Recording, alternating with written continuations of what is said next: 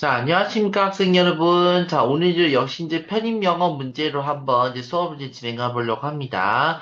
우선 수업하기 전에 제가 강조드리고 싶은 것은, 전 언제나 항상 이제 저의 유튜브 채널인 Kim's Korean Language Culture and Lifestyle이라는 그 유튜브 채널이 있습니다. 지금 이제 회원수가 이제 이거 한지 얼마 안 돼서 회원수가 조금씩 늘고 있는데요. 자, 회원수 이제 언제나 구독과 좋아요를 꼭 눌러주셔야지만이 저에게 있어서 큰 힘이 이제 됩니다. 자, 그럼 이제 오늘은 이제, 오직 그 편입 영어 문제를 다 풀지 않고, 이제 풀 수 있는 방법 하나 알려드리도록 하겠습니다. 그럼 오늘 4번부터 8번까지 문제 한번 보도록 하겠습니다. 자, 먼저 4번 한번 볼게요. The purpose of noise injections is to make sure that an AI program learns how to handle stuff it has never seen before. Things it's harder to make sense of. They ensure that the program doesn't assume all future real-world data will look exactly like whatever it has already seen. In other words, they safeguard the machine version from future shock. 자, 여기서 이제 한번씩 해석해 볼게요. 소리 영향력에 대한 목적은 결국 확실시한대요. 그러니까 AI 프로그램이지 결국은 어떻게 하면은 이것을 잘 할 수 있냐는 뜻이겠죠. Learns how to handle stuff라는 표현이 있어요. 자, 이 문맥 같은 경우는 이제 결국 어떤 의미 좀 많이 쓰였을까요? 여기서 이제 결국은 어떻게 하면 좀 보호를 받을 수 있는지를 쓴다는 거겠죠. 그래서 이것은 이제 결국은 확실하게 할 수 있는 방법은 이제 매우 어렵다는 뜻입니다. 그들은 데이터를 확실시한대요. 뭐냐면은 그 프로그램 자체가 이제 결국 진짜 그 세계의 데이터를 토대로 해서 즉 결국 우리가 본 내용 중에서 정확하게 이제 보지 못할 수도 있다는 점입니다. 다른 말로 하자면 그들은 결국은 다른 그 기계 머신을 통해서 결국 어떤 그 위험을 닥치는 것에 대해서 세이프가드 한대요.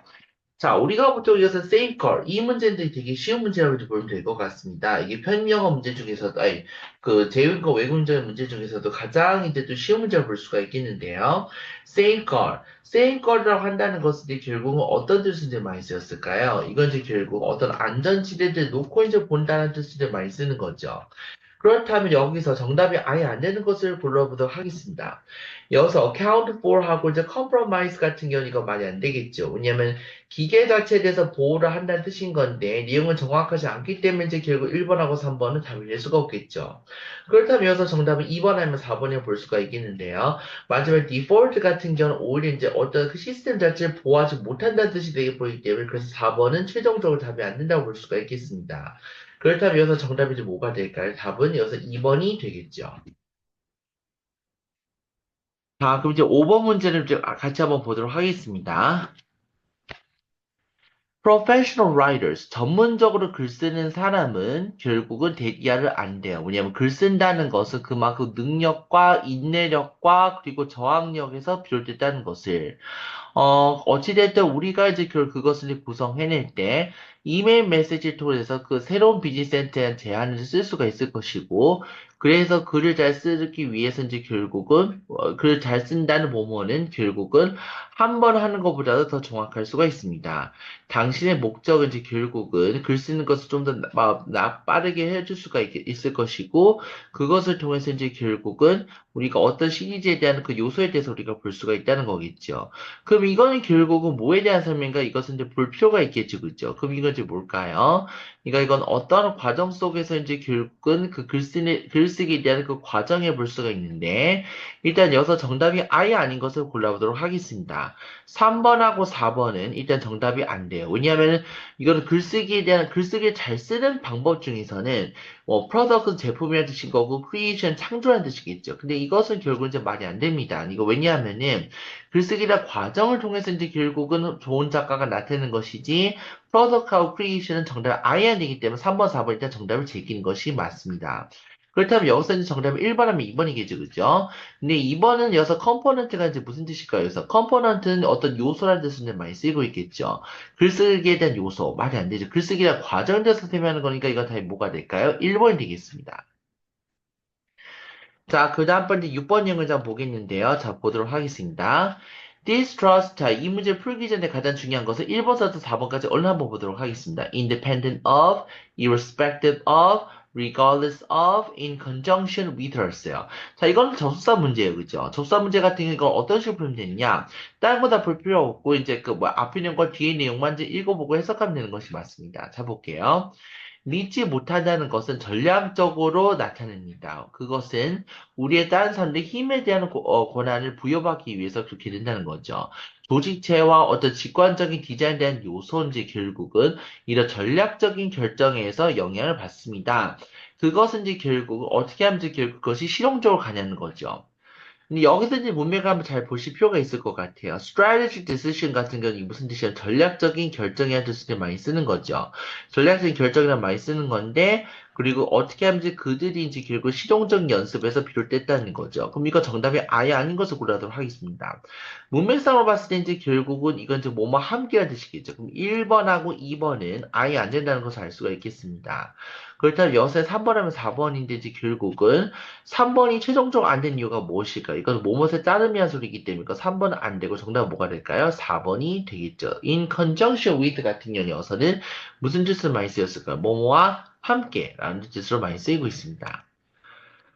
자, 이제 그럼 다음 문제를 한번 보도록 할게요. 자, 여기서 이제 뭐 compares가 나왔고, results in이 나왔고, 그 다음에 이건 is compared to가 나왔고, have resulted in이 나왔고, is compared with가 나왔고, are the result of가 나왔고, is comparable to가 나왔고, have resulted from이 나왔습니다. 자, 이거 문법 문제이기 때문에 이거 문법적 관점을 바라볼 수밖에 없겠죠, 그죠? 볼게요. 실수라고 한다는 것은 우리가 언어 확대에 있어서 직관적인 부분을 가지고 있습니다. 그것은 우리가 어떤 혁신적인 면에서 오류를 대해서 이제 비교 분석을 한다는 뜻이겠죠. 그러니까 이건 다른 것과 비교를 한다는 표현 중에서 결국 정답이 아예 안 되는 것을 골라볼게요. compares 같은 경우는 이건 말이 안 되거든요. 실수가 비교를 하는 것이 아니라 실수를 비교 당한다는 뜻이겠죠. 그죠? 그러니까 이건 답이 안 된다는 것을 알 수가 있겠습니다. 그럼 which is compared with 같은 경우는 이건 뭘까? 뭐뭐와 비교를 당하다. 근데 result of 같은 경우 뭐뭐의 결과를 나타낸다. 이건 아니죠. 그럼 여기서 정답 뭐가 될까요? 4번이 되겠죠. 그죠? 자, 이제 마지막으로 이제 8번 내용을 우리 같이 한번 더 보도록 하겠습니다. 자, 8번 문제 한번 보도록 할게요. What? 여기서 이제 결국 1번 visit가 나왔고, 2번 메일박스가 나왔고, 3번 다운로드가 나왔고, 4번 바이러스가 나왔어요. 근데 상식적으로 생각해 보세요. 이거는 3초짜리 문제예요. When I opened an email from an unknown sender, it downloaded a computer virus. 자, 이거는 결국 이게 수동태와 능동태 구분 문제예요. 자, 수동태와 능동태를 구분할 수 있는 방법은 어떤 것이 있을까요?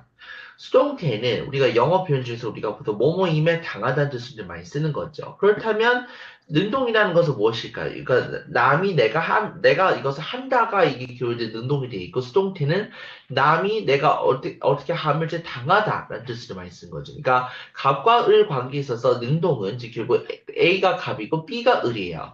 근데 거꾸로 생각하자면 우리가 수동태 이제 뭘까? A가 오히려 을이 되는 현상을 이제 가지고 있겠죠. 뭐뭐임에 당하다는 뜻이겠죠. 근데 한번 생각해 보세요. 그러니까 제가 이메일을 열었으니까 그러니까 잘 알지도 못한 사람한테 이메일이 보내지고 나면은 컴퓨터 바이러스에 이게 다운로드를 하는 것일까요? 아니면 다운로드가 되는 것을 당한다는 뜻일까요? 이건 결국은 바이러스에서 당한다는 뜻을 많이 쓰인 거기 때문에 이건 뭐가 될까요? It was downloaded 이렇게 와야겠죠. 그래서 정답 이거는 3번이 되겠습니다. 자, 오늘 수업은 여기까지 하고요. 자, 다음 시간 여기 그 편입 영어 문제를 알차게 더 준비해 보도록 하겠습니다. 그래서 우리가 편입 영어 같은 경우 문제를 가장 풀 때 잘 모르실 것 같아요. 이렇게 쉽게 풀 수 있는 방법도 있다는 사실을 꼭 제가 여러분한테 알려드리고 싶습니다. 언제나 구독과 좋아요 꼭 눌러주시길 부탁드리겠습니다. 감사합니다.